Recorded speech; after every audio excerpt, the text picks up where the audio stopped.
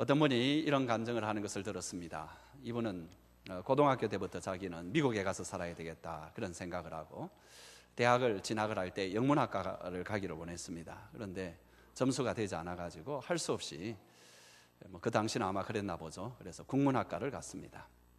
그리고 이제 졸업을 하고 난 뒤에 일찍이 자기 소원대로 미국에 가서 살았습니다. 교회도 열심히 생활했는데 하루는 목사님께서 이 자매를 부르더니만은 우리 한인 2세를 위해서 교회에다가 한국어 학당을 좀 만들어야 되겠다. 근데 가만 보니까 영문학과 출신은 굉장히 많은데 국문학과 출신은 당신밖에 없으니까 당신이 좀 맡아달라. 그렇게 해서 이 자매가 그것을 맡아서 참 하나님께 참 봉사도 잘할 수가 있었고 자기도 보람된 일을 할 수가 있었다. 그래서 하나님은 자기보다 더 자기를 잘 아시는 분 같다. 자기가 참 국문학과 다닐 때에는 한편으로는 늘 그게 아쉬웠고 섭섭했고 특별히 또 영문학과를 가지 못할 때 마음이 그렇게 상했는데 알고 보니까 하나님께서 그런 좋은 길을 미리 또 아시고 예비해 주시는 것 같다 이렇게 말했습니다. 여러분 우리의 삶도 우리 눈으로 볼 때에는 당장 참 힘들고 어렵지만은 또 장기적으로 하나님께서 우리의 삶을 풀어나가실 때 그것이 다 합력하여 선을 이루실 줄 믿습니다. 그런데 우리에게 있어서 실질적으로 이제 현실적으로 어려운 일이 닥치고 내 마음에 원하는 대로 일이 풀려나가지 아니할 때 우리는 사람인지라 다 마음이 약해집니다. 마음이 이렇게 눌립니다. 여러분 그래도 참 우리가 감사한 것 하나가 뭐냐 하니까 이렇게 주일에 와가지고 하나님 말씀을 듣잖아요. 그러면서 우리의 삶에 용기도 얻고 힘도 얻고 또 삶의 새로운 소망도 이렇게 갖게 되고 하는 이것이 얼마나 큰 은혜인지 모릅니다. 오늘도 여러분 여러 가지로 마음이 눌리고 힘든 그런 가운데 왔겠지만은 주의 말씀을 통해서 새 힘을 얻으시는 여러분 되시기를 주님의 이름으로 축복을 합니다. 오늘 본문의 말씀은 가만 보면 그렇게 마음이 굉장히 눌려있고 약해진 어떤 사람의 시입니다.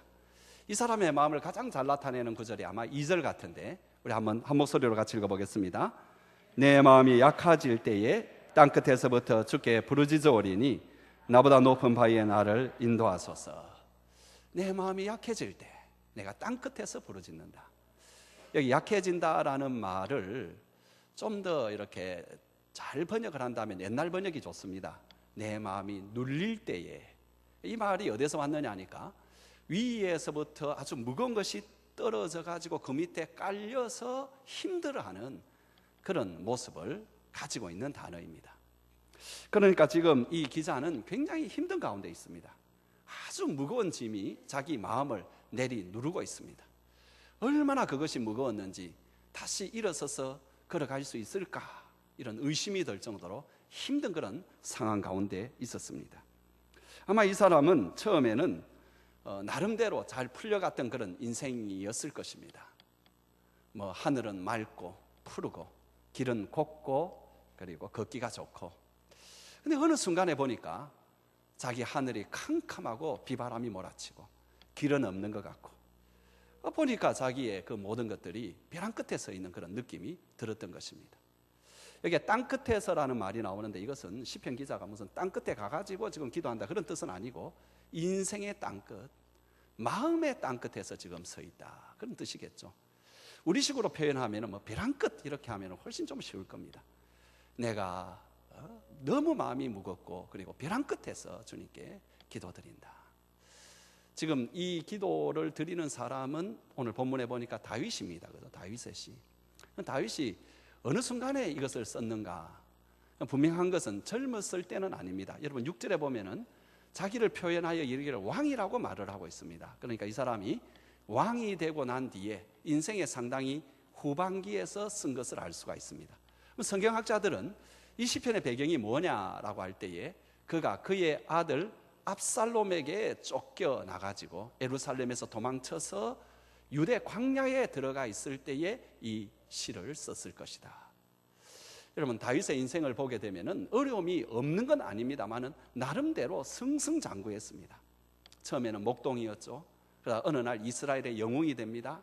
왕의 사위가 됩니다. 군대 장관이 됩니다. 그리고 이제 왕의 시기를 받아서 또 몇 년간의 많은 어려움이 있습니다만은 그 다음에는 어쨌든 유대의 유다 지파, 유다와 베냐민 두 지파겠죠.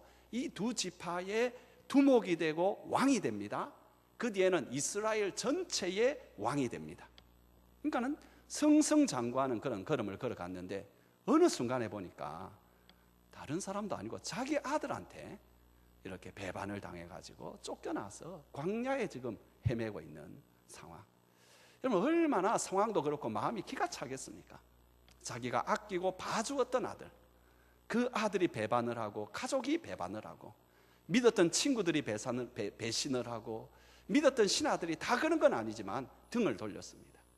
그러면서 하루만 빨리 지금 추격을 해와도 목숨을 잃을 만한, 말 그대로 죽음과 삶 사이에 한 걸음밖에 되지 아니하는 그런 절망적인 상황, 마음도 절망이고 상황도 절망인 그런 상황 가운데서 지금 이 시편을 쓰고 있습니다.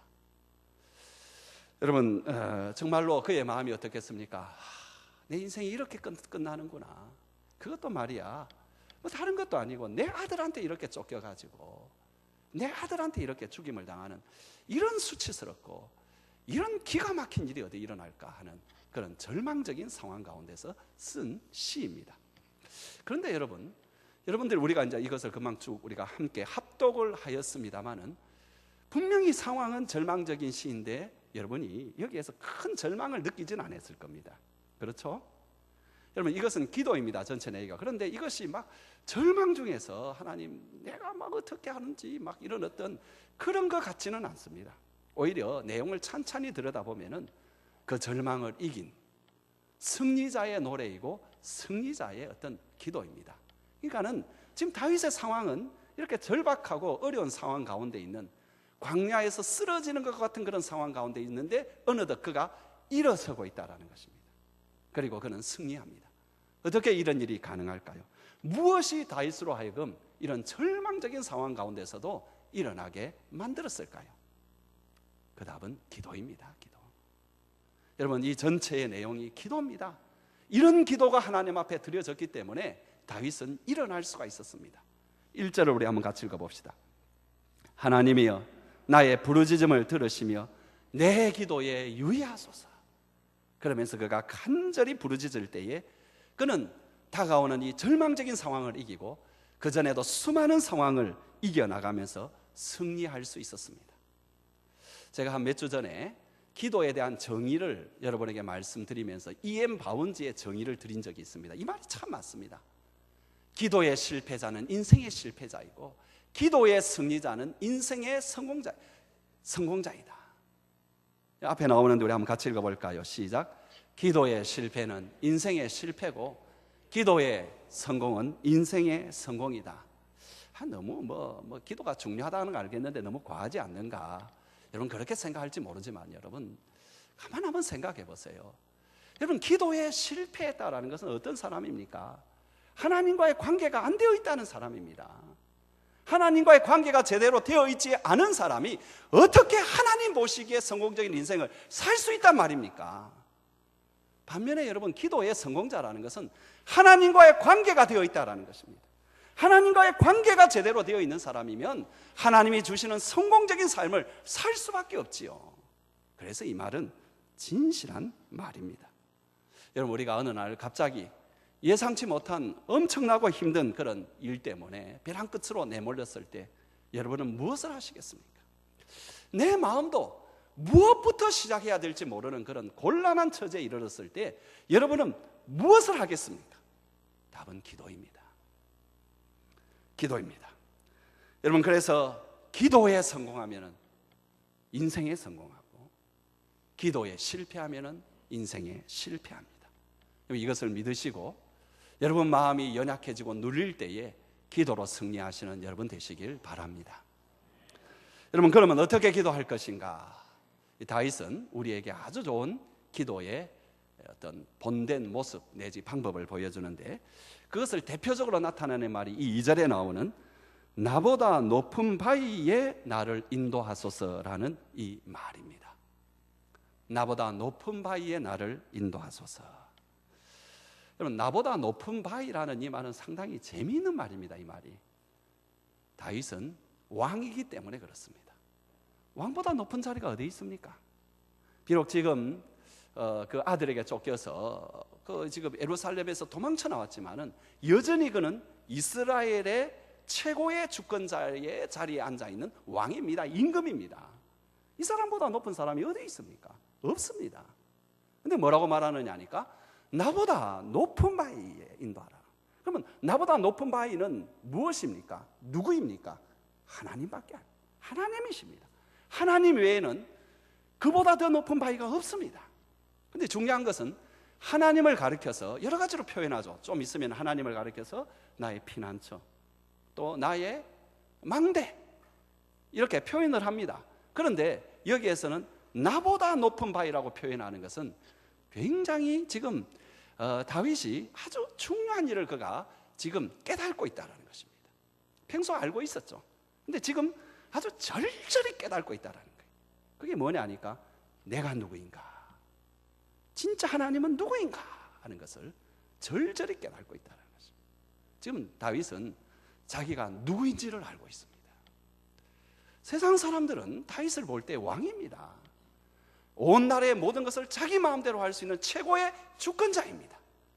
그런데 다윗은 하나님 앞에서 자기를 보니까 이게 아무것도 아닌 존재,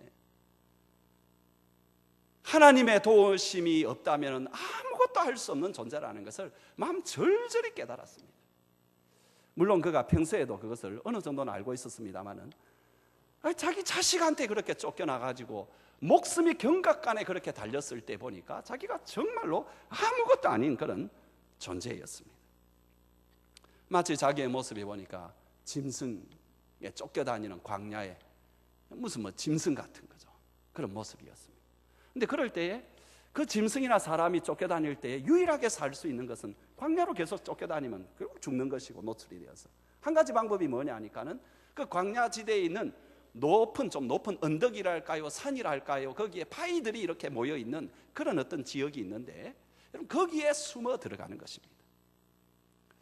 자기를 생각해 보니까 지금 자기가 유일하게 바랄 수 있는 것은 그 자기의 피난처가 되어주시는 하나님, 그 하나님께로 지금 자기가 나아가기를 그렇게 소원을 하고 있는 것입니다.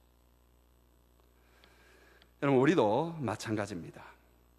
우리가 인생의 골짜기에서 절망스러운 일, 역경, 고난, 힘든 일을 당할 때 비로소 우리가 누구인지 압니다. 그 전에 우리는 우리를 알고 있다고 생각합니다. 그런데 모릅니다. 여러분, 교만할 수 있는 사람이 세상에 왕만이 아닙니다.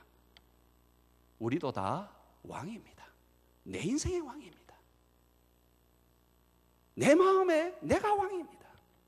이것은 여러분, 인생에 성공한 사람이나 실패한 사람이나 공부를 많이 한 사람이나 그럴 기회를 갖지 못한 사람이나 가난한 사람이나 부자나, 여러분, 나이가 어린 사람이나 나이가 많은 사람이나 잘난 체 하기를 좋아하는 사람이나 그거는 좀 부끄러워하는, 우리가 볼 때에 좀 겸손하게 보이는 사람이나 공통적인 것 한 가지가 있는데 그것은 모두가 자기 인생에서 자기가 왕이라는 것입니다.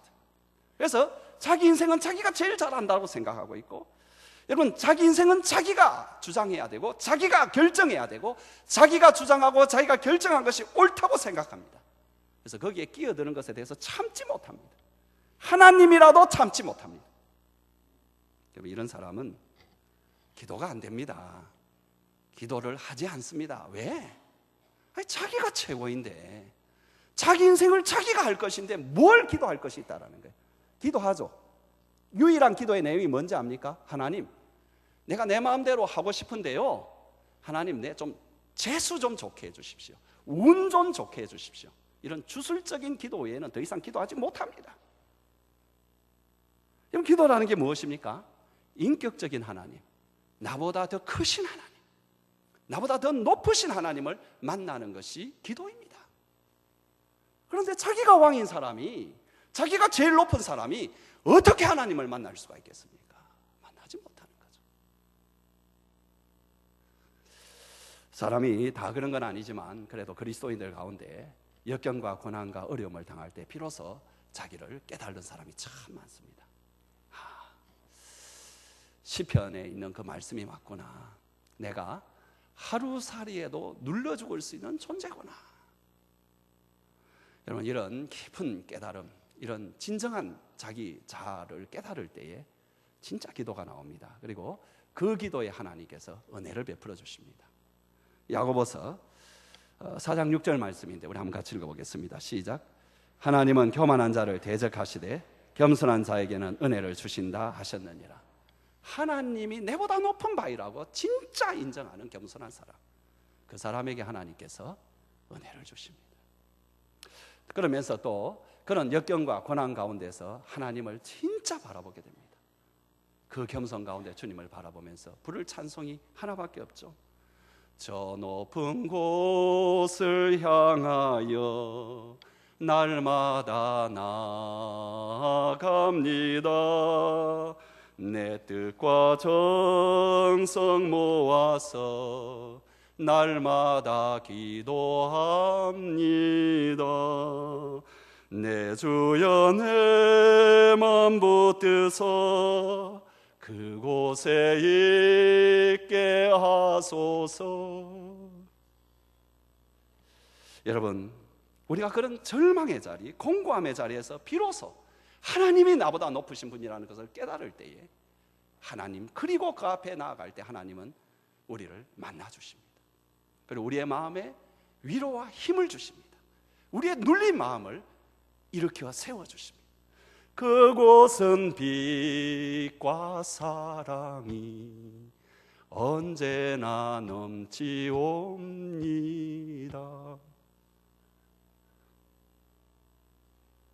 사랑하는 성도 여러분, 먼저 우리가 인생의 역경 만나고 고난을 만날 때 그럼 그걸 불평하지 마시고요, 하나님께서 나를 낮추고 계시는구나, 나로 하여금 하나님만 바라보도록 하는 메시지를 주고 계시는구나, 이런 부르심으로 여러분 받아들이시고요, 우리를 도우실 수 있는 그분에게 여러분 꼭 나아가시기 바랍니다. 그분은 우리를 도우실 수 있는 분이십니다. 우리를 도우실 수 있는 분은 하나님밖에 없습니다. 나보다 높은 바위는 성령 하나님밖에 없습니다. 특별히 제가 성령을 강조하는 것은 우리가 기도하려고 할 때에 그 기도조차 어떻게 해야 될지 모르고 있을 때에 그것을 도와주시는 분이 성령 하나님이시기 때문에 그렇습니다. 성경 하나 볼까요? 로마서 8장 26절 다 같이 한번 읽겠습니다. 이와 같이 성령도 우리의 연약함을 도우시나니 우리는 마땅히 기도할 바를 알지 못하나 오직 성령이 말할 수 없는 탄식으로 우리를 위하여 친히 간구하시느니라. 우리가 어떻게 기도해야 될지 그것조차 모를 때 우리를 위하여 탄식으로 기도해 주시는 분이 성령님이시기 때문에 여러분, 최소한 여러분들이 기도의 자리는 나아가야 됩니다. 여러분, 내가 기도의 자리에 나아가서 하나님하고 어쩔 줄을 모르는 이 기도하고 기도의 자리에 나아가지 아니하고 마음은 기도해야 되겠다 생각하겠죠. 근데 그 자리에서 아이고 하는 거하고는 비슷한 것 같죠. 천지 차이입니다. 하나는 하늘이고 하나는 땅입니다. 하나는 그 순간에 성령님이 기도하고 계시는 가장 거룩한 기도가 이루어지고 있는 순간이고, 또 하나는 그냥 여전히 자기가 왕인 구차한 삶을 계속 살아가는 것입니다. 그래서 여러분, 기도의 자리는 나와야 됩니다. 기도의 자리에 나오시고요, 두 번째로는 버티셔야 됩니다. 한 번으로 기도에 끝나서는 안 됩니다. 버티셔야 됩니다. 답답해도 버티셔야 됩니다. 기도를 버티셔야 됩니다. 그렇게 버티고 있으면 어느 순간에 내 입에서 기도가 나옵니다.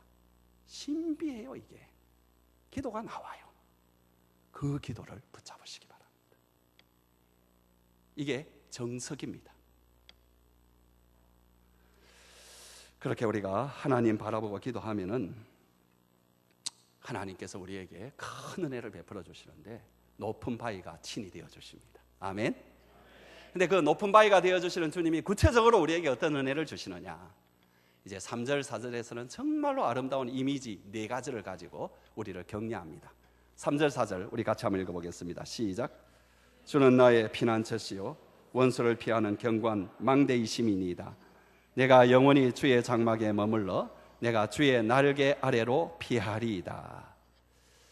야, 이렇게 마음이 연약해지고 마음이 눌린 다윗이었지만 하나님 앞에 나아가서 하나님 하고 그렇게 부르짖을 때 하나님께서는 다윗에게 피난처도 되어주시고 망대도 되어주시고 그리고 또 장막도 되어주시고 날개도 되어주셨습니다.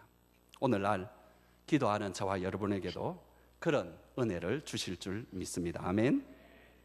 먼저 여러분, 다윗보다 높은 바위가 되신 하나님께서는 연약해진 다윗이지만 기도하는 다윗에게 피난처가 되어 주었습니다.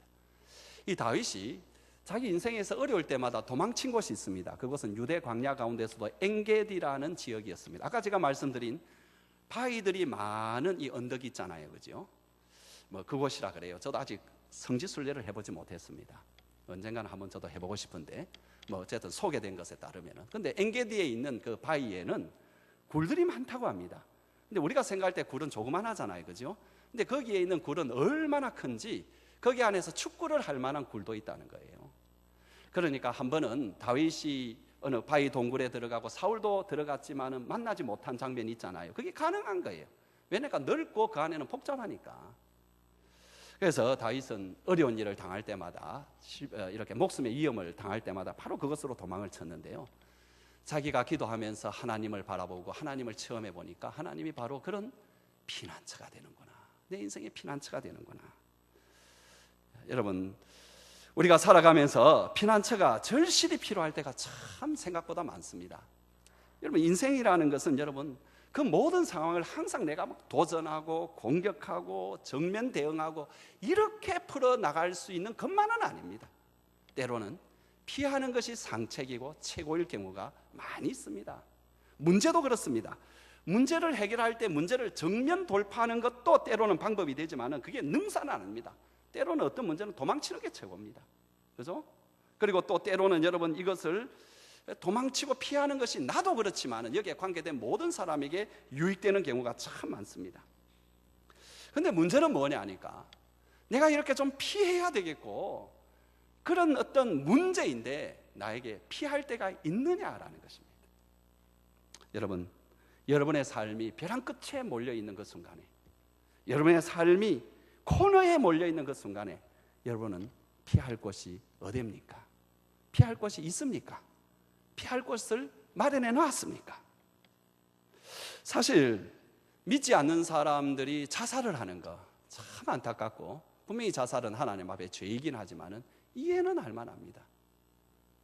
갈 데가 없잖아요. 갈 데가 없잖아요.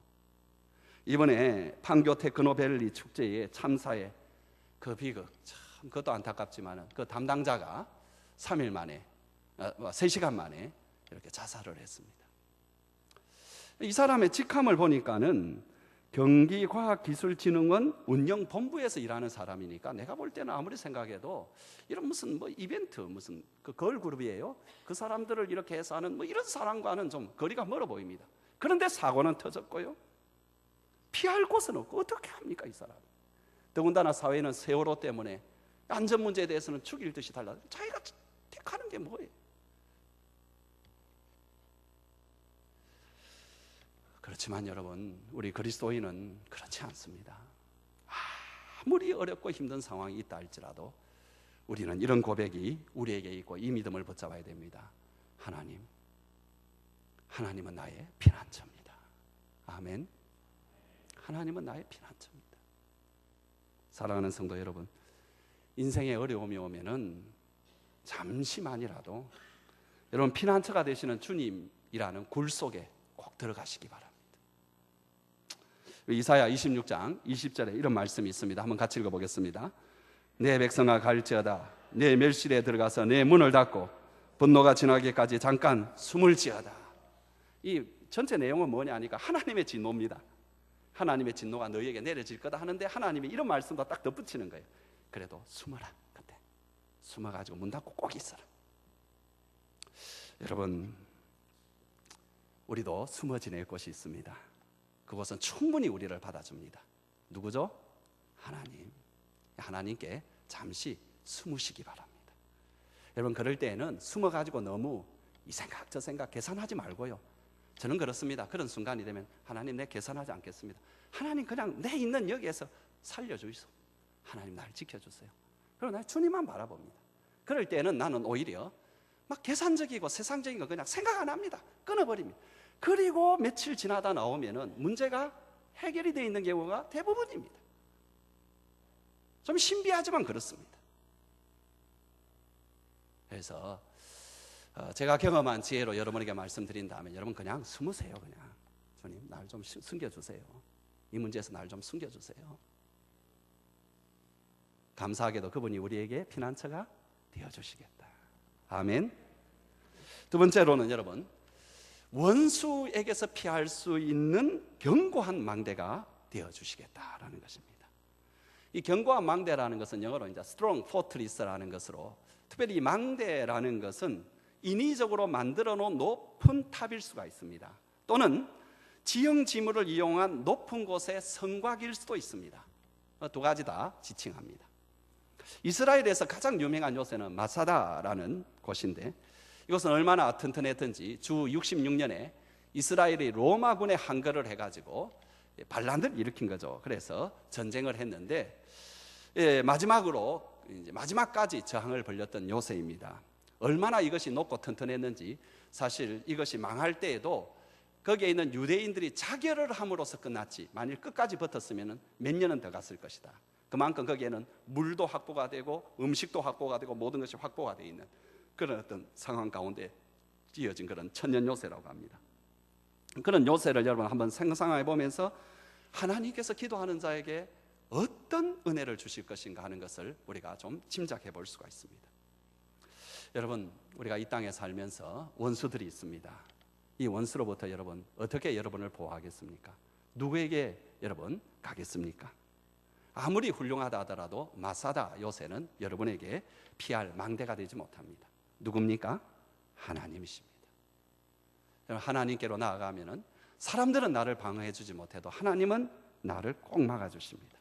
사람들은 나를 변론해 주지 못해도 하나님은 나를 신실하게 변호해 주시고, 하나님은 나를 지켜주지 못해도 하나님은 내 생애를 끝까지 책임져 주십니다. 아멘.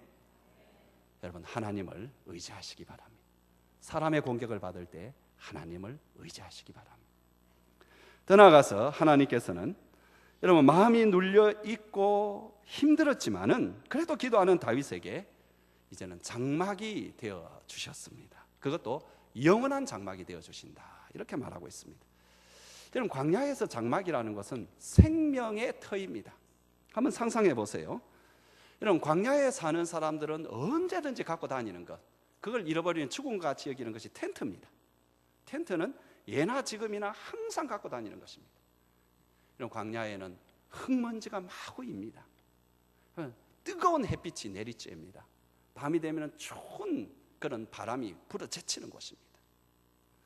여러분, 그런데 장막 안에 딱 들어가면은 완전히 그 안에는 분위기가 다르죠.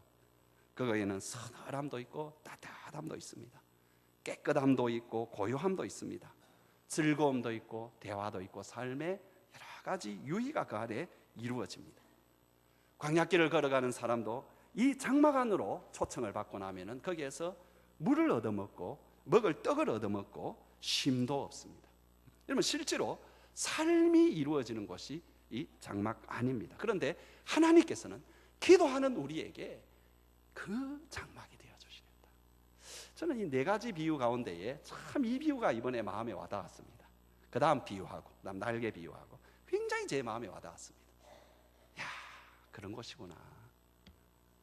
주님 안에 들어가면 그 안에 삶이 이루어지는구나. 사랑하는 성도 여러분, 우리가 고난과 역경과 피곤함과 아픔 가운데서도 그분 앞에 나가면 그분이 우리에게 장막으로 이렇게 기다리고 있습니다. 우리가 그 안에 들어가게 되면 목마름도 해결되고 배고픔도 해결이 되고 추위도 더위도 해결이 됩니다. 외로움도 괴로움도 해결이 되는 곳입니다. 무엇보다도 거기에는 따뜻한 사랑의 대화가 기다리고 있습니다. 왜요? 장막 자체가 하나님이시니까. 하나님과의 깊은, 세상이 알 수 없는 하나님과의 만남, 하나님과의 사랑, 하나님의 은혜를 받는 곳입니다. 기도의 장소가 그런 장소입니다. 여러분, 그 다음에 기도하는 자에게 하나님께서는 그 아래로 숨어들 수 있는 날개가 되어 주신다라는 것입니다. 지금 다윗에게 참 그 마음이 연약해져 있고 절망 가운데 있지만 그가 피할 수 있는 그런 날개가 되어 주었습니다. 그제 제가 코리아 지오그라피라는 어떤 다큐멘터리를 보았는데 거기에 내성천을 이렇게 쭉 다큐멘터리를 보여주는데, 내성천이라는 그 뭡니까 그 안동 영주 쪽으로 흐르는 그 내가 참 그렇게 아름답더라고요. 모래천인데, 근데 그게 이제 몇 년 뒤에는 없어진다 하니까 저런 댐은 좀 안 만들었으면 좋겠다, 그런 마음이 참 드는 안타까운 그런 건데, 그 중에 이런 장면이 나옵니다. 그 이제 물새인데 그 새는 조그만 새인데 이름을 제가 잃어버렸습니다. 아침에 찾아봐도 없더라고요. 제가 그래서 하여튼 그 물새인데 새끼 알을 3마리를 보아해 가지고 3마리 새끼가 나왔습니다. 딱 이게 태어나자마자 어미는 물 건너편으로 가버리더라고요. 그러니까 한 마리가 굴에서 나와가지고 모래 언덕에 올라와서 딱 쳐다보고 엄마가 오라는 거예요. 애가 이렇게 물을 건널까 말까 하다가 용기를 내어서 쪼르르 물을 통과해서 엄마의 그 한쪽 날개 속으로 쏙 이렇게 비비고 들어가는 거예요. 그 다음에 또 한 마리가 올라왔습니다. 올라와서 또 똑같이 하다가 또 용기를 내서 한 마리가 이쪽 날개로 쏙 이렇게 들어가는데요. 그걸 보고 있으니까 제가 눈물이 나왔습니다. 이거 얼마나 아름다운 장면인지. 근데 세 번째가 이렇게 올라왔어요. 올라왔는데 그때 마침 하늘에 솔개 종류가, 그것도 제가 이름을 잃어버렸어요, 빙빙빙 도는 거예요. 그러니까 이 어미가 갑자기 다리를 쩔뚝 이렇게 하는 거예요. 그러니까 자기가 다친 새로 위장을 해가지고 새끼를 보호하려는 거죠 지금. 그러니까 그걸 이용해서 새끼를 구출하고 난 뒤에 새끼가 마지막으로 이제 용기를 내어서 그 어머니한테로 다시 쩌르르 이렇게 달려오는, 이걸 보니까 그렇게 아름답고 그렇게 아름다웠습니다. 네, 여러분, 우리가 기도하면 하나님이 우리를 그렇게 안아주신다. 얼마나 좋습니까? 하나님이 우리를 그렇게 다 이렇게 보호해 주신다. 윌리엄 커싱이라는 유명한 목사님이 계셨는데요, 이분이 아주 설교를 잘했다고 합니다. 그런데 어느 날 성대가 너무 상해가지고 이제 더 이상 설교를 할 수 없게 되었습니다. 이 사람이 굉장한 절망 가운데 빠졌습니다. 눈물로 세월을 보내다가 어느 날 내가 이리 살아서는 안 되지 하면서 하나님 앞에 다시 기도하기 시작했습니다. 기도하니까 하나님께서 뭔지 모르지만 그에게 위로를 주세요. 그래서 힘을 내기 시작하는데, 그렇다고 해서 이 사람이 다시 설교를 할 수 있게 된 건 아닙니다. 그러는 가운데 이 사람이 첫 번째 그가 받은 은혜로 지은 시가 있습니다. 그게 뭐냐니까, 주 날개 및 내가 편안히 쉬네, 밤 깊고 비바람 불어쳐도 아버지께서 날 지켜주시니 거기서 평안히 쉬리로다. 주 날개 및 평안하다 그 사랑 끊을 자니요, 주 날개 및 내 쉬는 영원히 거기서 살리. 윌리엄 커싱은 계속 설교는 하지 못했지만은 참 남은 생애를 글과 시를 쓰면서 많은 영향을 다시 미치는 그런 삶을 살았습니다. 커싱 목사님이 경험했던 그 주님의 날개는 지금도 그를 찾는 모든 사람에게 허락되어져 있습니다. 이제 마지막으로 간단하게나마 우리가 그런 하나님을 경험하고 그런 하나님을 모시고 사는 사람들이라면 이제는 우리는 어떻게 살아야 되겠는가? 또 그런 마음이 눌리고 어려울 때에 기도해서 하나님을 체험한 사람이라면 그 뒤에는 어떻게 살아야 되겠는가 하는 것을 5절에서 8절을 통해서 간단하게 3가지를 살펴보려고 합니다. 먼저 한번 같이 읽어보겠습니다. 시작.